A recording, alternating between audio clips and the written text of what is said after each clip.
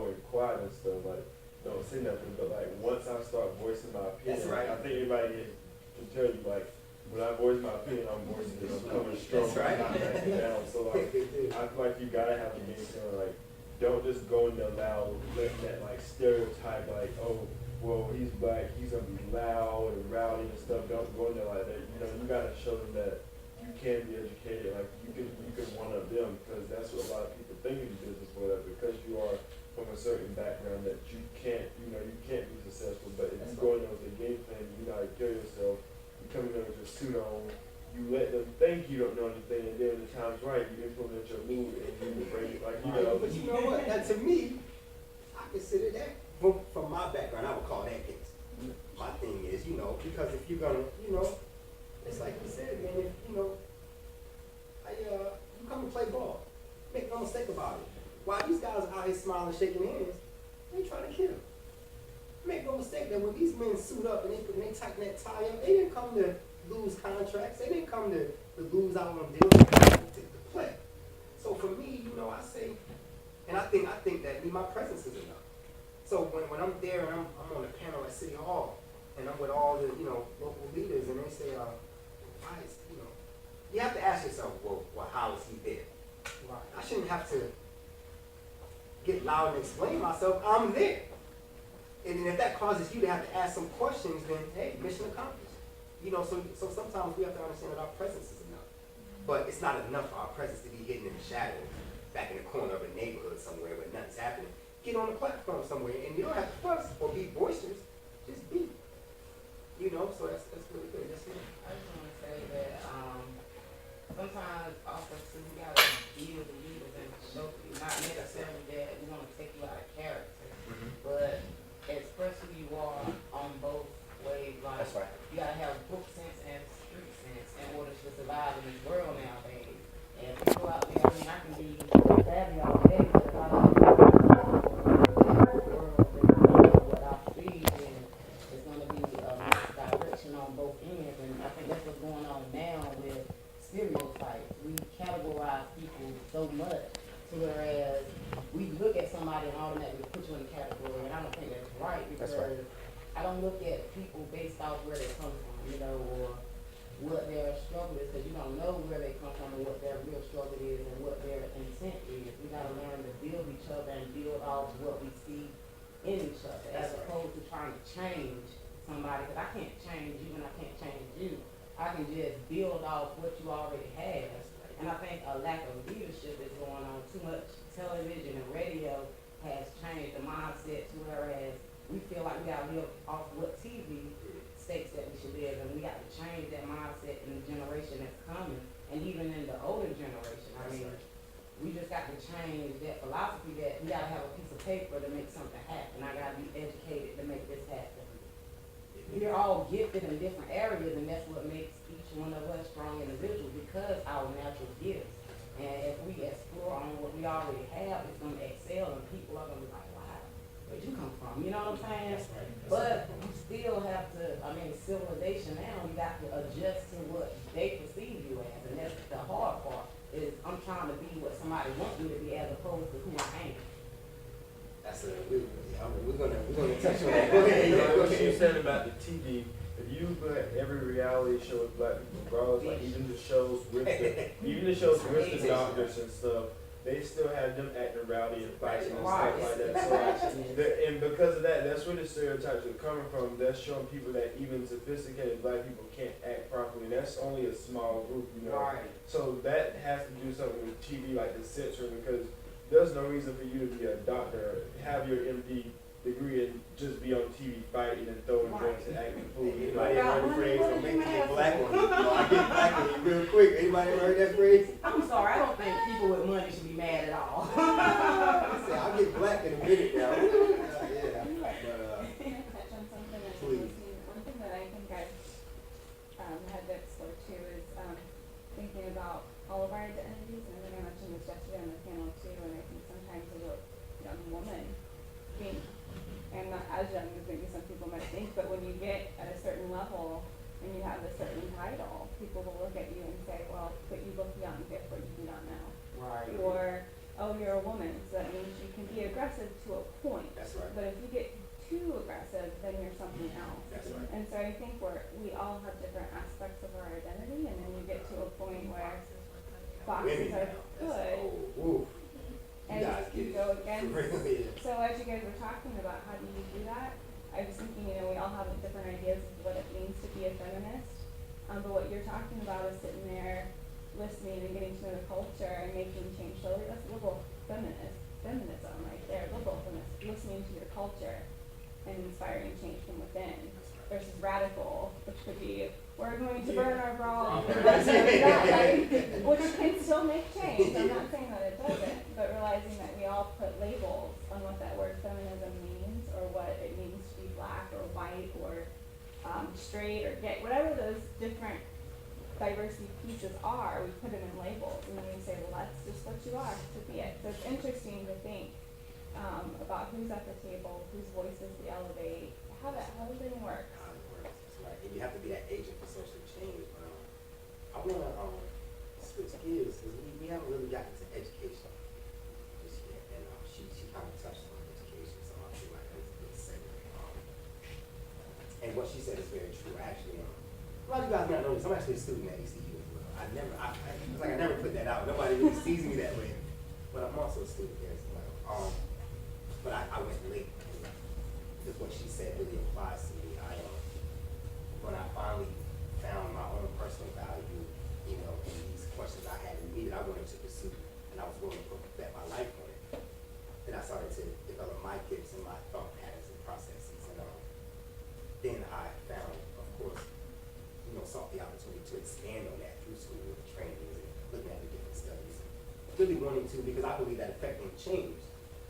Not only do I want to build a program, but I also want to change or add to the study of sociology. I want to add to the body of work. I want to change the way we look at urban development. I want to change the way we look at, I actually want to add a theory to the game because I don't believe the theories that we have in place really encompass some of the things that we're looking at in urban development. So I said, you can't really affect, there are guys across the nation who have great programs that are helping 25, 30, 100 kids. But when they die, whatever methods they were using, because they're not also tied in with the study of sociology, it doesn't get added to the body of knowledge.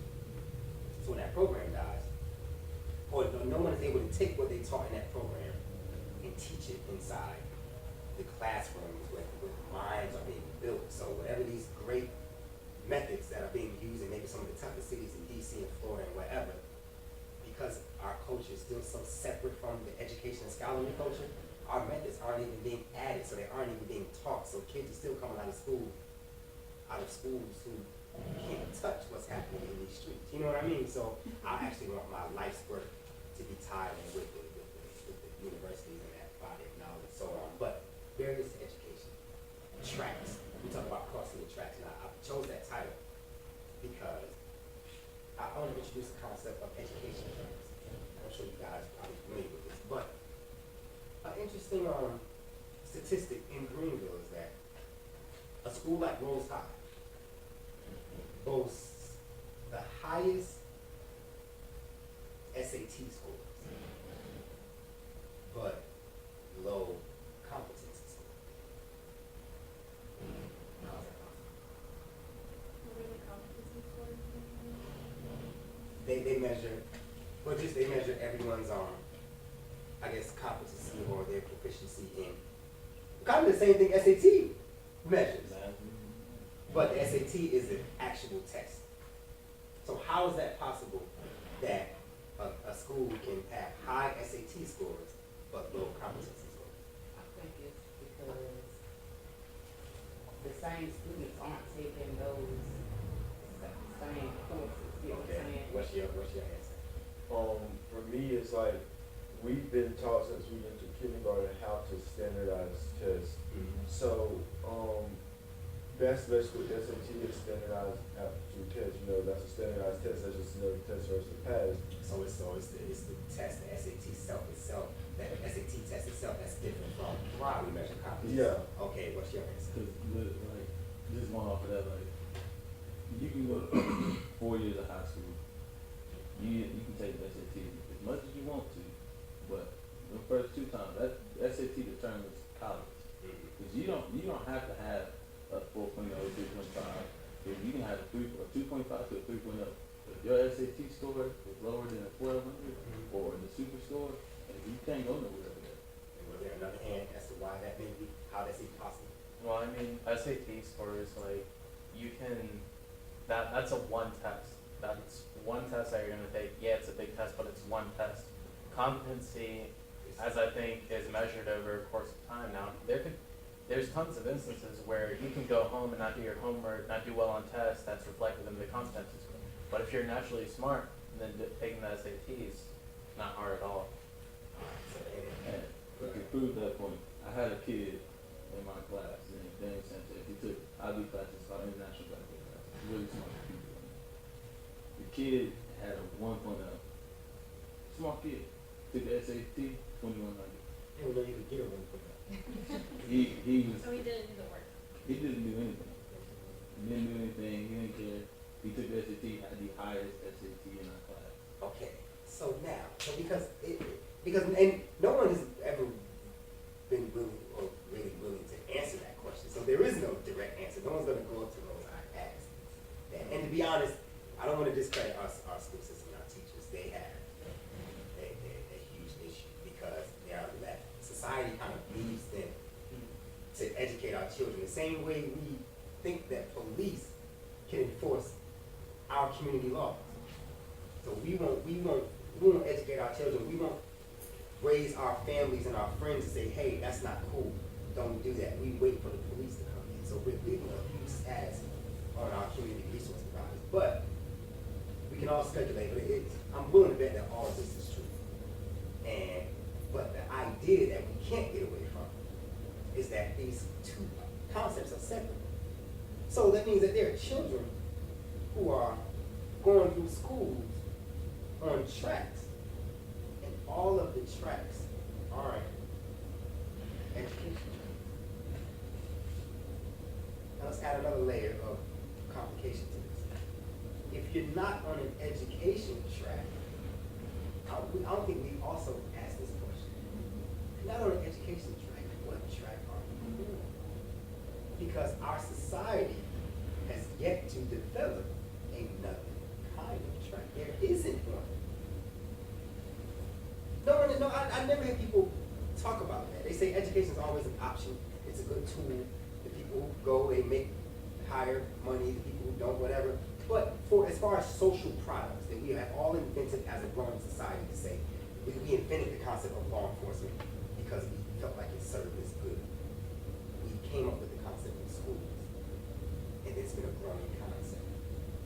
So, I'm confused about what you mean when you say that some of the kids aren't on an education track. Interesting.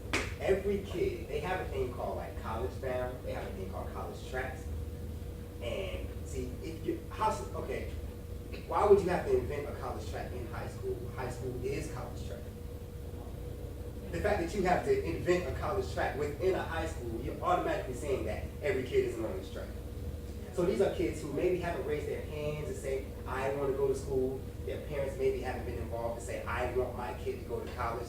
And what they say is that struggling teachers, I'm assuming, always give a benefit of the doubt in saying that, well, we're not going to put all this time into trying to teach all these kids together. We have these very intelligent kids who want to succeed. Right. Let's make sure we can focus some resources on them. Let's nurture these other kids and make sure we don't just neglect them, but we have to develop a way to separate them. But and that may be, like I said, just like the prison system. We're always searching for answers in our society. That doesn't mean that the answer we come up should be the final answer. We should always be looking at our models and saying, okay, if we've done this, then what's happening here? And now we have to develop another approach to this, because for kids to be going through school and being phased out, what are they being phased into? And that, to me, is you're socially lost. He has his hand up, but you have an inquisitive smile on your face, so we're coming in that way. So I'll take that as a hand. So like me and my brother, he's only one grade behind me. So there's like an obvious difference between us. Like I've always been like the go-getter. Like I couldn't have qualities like my mom, like person who like, I know what I want, I'm going to get that. You know, like the one in high school who wanted to go off to school, like, you know, that he wants to go to the military, but he doesn't really want to do that. But he really, either you go to school or college, military, or you get out the house, like there's no, you know, so he's going to the military. But I feel where society goes wrong is that instead of focusing on the people who don't want to school, they focus on the people who already know what they want to do with their life. Wow, that's So, an interesting concept. We're Because that means you're not even helping them. yeah, like, so it's like, I knew I wanted to go to school, so I knew I was gonna work my tail off to get there. But they don't know what they wanna do, so why are you gonna neglect them? Why would you not help Yeah, them? like, why would you They're the push ones them? Like, why wouldn't you encourage them? Like, my mom and my brother didn't believe in wanting to take honors classes. She went out there, she said, he can do the work, he's gonna take honors classes. Like, she made him take classes just because. Ooh, So, like, you know. that's another thing. Like those honors classes, I always look back and I was so lucky because they identified me as academically gifted in the 3rd grade, and they sent me to these accelerated classes. I learned that they were easy classes. So when I got into high school, I said, you know what, I'm gonna sign up for all honors classes because people are scared of them, but they're really the easiest classes on the book. So I got away with murder. Because in the neighborhoods you're taught, don't take them hard classes because they're gonna make you do extra work. Yeah. So people are like, don't sign up for those. That's what I learned early, so I did it. But that's another interesting concept. Yeah, and that point, I had not even thought of that myself. That's another one. Michelle, did you have any? I see that hand. I'm getting there. Did you? I was just gonna say, thinking about, I'm from a small southern Ohio town, and so, majority, if you will, and most of you might not know Ohio, but the southern eastern part where I'm from, we're the rural hillbilly poor Like folk. a mountain area. Yeah, like very close to West Virginia, yeah. But my mom will joke because I was in not a lot of Morgantown, by the way. us. Huh? I was in Morgantown, by Okay, the way. then you know, yeah. So I was the first one to go to college, and I think that's why I'm in higher education now, is because I had a lot of cultural barriers, and I got, at one point shunned from my family because I was being too good because I went to college, right? But I'm interested in higher ed because I remember going back to my high school where I was, I guess, one of the bright kids. And I met with one of my favorite teachers, and he said, I'm a high school kid, or I'm a high school teacher, and I just got my first negative evaluation. And I said, you've been here for years, you're great, what are you talking about? And he said, it's because I finally got so sick and tired of lying to these kids and telling every single one of these kids that they're going to go to college. Better yet, that a 4-year college is their best bet, because they're not. It's okay if you want to be a plumber. It's okay if you want to be an electrician. There's vocational skills that they would be good at, but because I'm being told that the only way out and the only good way is a 4-year institution, and I can't lie to these kids anymore. So I just got my first bad evaluation because I'm tired of doing that. And I remember sitting there thinking, oh my gosh, what the heck is going on? Fast forward 2 years later, going to grad school, and that's where it became very clear. Institutions of higher education were founded to create lawyers, doctors. That's what, you can read it, higher ed colleges, that's what they were formed for, the 4-year liberal arts institutions. So it's a private good, right? So if you can get to it, it's yours. But now we've kind of flipped it and saying, well, education is a public good. So now we're having this, I think, internal struggle with education to say, is it private or is it public? And no one knows what that is. And so what happens is, in my opinion, is we're on these two different, we're having that internal struggle, and people are looking down on, if you don't have education, then you're nothing. If you don't have a 4-year institution, or you're not getting a 4-year degree or a master's degree or a PhD, then what's your value? But my question is more of like, well, we all have value, we all can add, but we're not getting a fair chance for all. So I struggle with that, because who's to say that a community college degree isn't as good as a 4-year degree? Because it is. Different job. Well, I love that's interesting because enhanced to them. That's great because I want you guys to all pay attention because I give you a lot of credit as leaders and even yourself that most of the things in society are this struggle between this concept and that. And a lot of times we go and we get a job and then we just want to work. But as a leader, you have to address these fundamental questions. As to what's your approach going to be as a leader? Are you going to address those quirky questions, or are you just going to fill the job and get paid? And I think as service leaders, you guys are created to answer the tough social questions, not just get the job.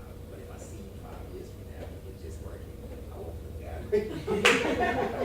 But hands went up everywhere, so yeah. I was just gonna say, I actually had the reverse of that the other day. I'm in nursing school and I'm at Body on the ICU and I was in clinical, like this was just last week, and like I was in my scrubs for stay, like who I am and where I'm going to school is completely obvious. We're in purple, everybody knows what it is.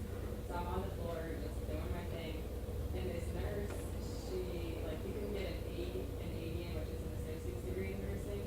The thing is that which is a 2-year at Pitt, they especially Biden and almost all the big hospitals in North Carolina, it's like a waste and all this kind of stuff. And I'm just, why would all these, I don't agree with it, but have to, like, I could have just, like, said, like, little classes I would just pass it along, really try. Yeah, took the easy route, and then just took over family business. But, like, Could you share why you chose to? And we got 5 minutes left, guys, so we're about to go around and do a wrap up. for me, because, like, myself, like, I want to better myself, because, like, I don't want to, like, just, like, have, like, go take over the family business and not know what I could become. Like, who knows, like, I could become the next president, like, not the next president, but I could become a future president. I could be a lawyer, a doctor, anything I want. At least Through college, yeah. But, like, if I just sit back and let it pass me by, I'll never know. Look, a quick connection. Growing up as that drug dealer, I explained to you guys about how I said that I was fortunate because I think I even was with, if you can call it that, a better grade of drug dealers. So they always had money, and we would always have parties and shows and nightclubs and all this different stuff. And as soon as I returned out of prison, it was like, welcome back, Jay. We got comedians coming down the Raleigh, we want you to get a building, we sending them there, let's get money, let's get it. And I'm like, well, hold on, listen. I just gave like 12 years of my life to the streets, another 5, 6 to running the nightclub and running around from here to there, and another 4 or 3 in prison. And I never got a chance to see anything that I'm made of. So, if you will, thank you, but give me some years to figure out what's up with me. You know what I mean? So the money was always there. And another note on that, I learned that so many guys that I grew up selling drugs with, because they always had money, they never had to find out what they were made of. So a lot of them are now in their 30s, 40s, and 50s. I even have some homies in their 60s who have money, but they're stuck in the city where their connection is. So when they look at me as a young man, and I'm at City Hall, and I'm working with the institutions, and I'm not going to work at Burger King. So Got tired of the direction that my daughter was going in. She has special needs, so she has the IEP. They're supposed to be putting her in classes that was helping her. Right. But as opposed to helping her, they were setting her back because you're taking her out of class in the middle of class. So the classes that were going on, she's missing that information, and you're wondering how she's not passing the test. So I started getting involved, and as I started going to these meetings, a lot of these programs where they don't, like you said, the kids that aren't set on college track, they're tracked to just survive on the streets. So they're teaching them basic, how to add, to count your money, to pay for stuff. They're not taking the time to actually understand, you know, what these kids need. Everybody learn on a different education level. So as opposed to trying to understand what will help this child, they're just saying that if you're not getting it with the rest of them, oh well. There are no programs that set up to try to help those kids get on their level. They're not meeting them at their level. It's a standard level that everybody is supposedly be on. You know, it's like some people are book learners and some people are visual learners. I'm a visual learner. That's why I got into art and design. Give me a book, I don't know what you're talking about, you know. I mean, that's real talk, but they're not tracking them to perform at their best. And like she was saying, even with the school system, everybody is now requiring you to have a piece of paper to say that you can do something, you know. And it's sad because we all have natural gifts. Like I said,